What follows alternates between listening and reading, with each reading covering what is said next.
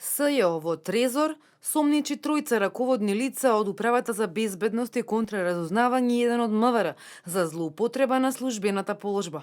Обвинителката Фатиме Фетај во детали објаснуваше дека во периодот од 2010 до 2015 во повеќе наврати преку договори и анекси за набавка на електронска и комуникацијска опрема од Велика Британија и нејзино одржување била направена штета на буџетот од над 850.000 евра.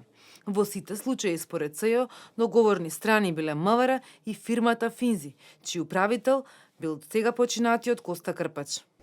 Наместо опремата да биде набавена директно од правното лице од Велика Британија, како најекономичен, односно најефтин начин на набавка, според доказите, со цел да прибават имот на корист за правното лице Финзи Дойл Скопје, договориле истата да се направи преку правното лице Финзи Дойл Скопје, каде, како управител, од 19.8.2009 година до 3.2.2011 година било лице кое е во крвно сродство со трето осомничениот, а како основач е запишано правното лице Финзи ДОО од Соединетите Американски држави. Управителот на Финзи, Коста Крпач, бил сведок и во други предмети потврдија од СЈО. Тој на 27 април годинава беше пронајден мртов во неговиот стан во Капиштец. Истрагата на Скопското основно обвинителство утврди дека се самоубил.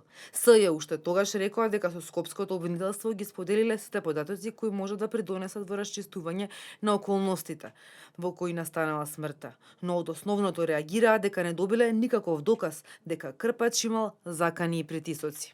Ние до основното јавно обвинителство ги доставивме сите податоци кои што на основното јавно обвинителство Скопје можат да му користат во рамки на истрагата која што ја спроведуваш.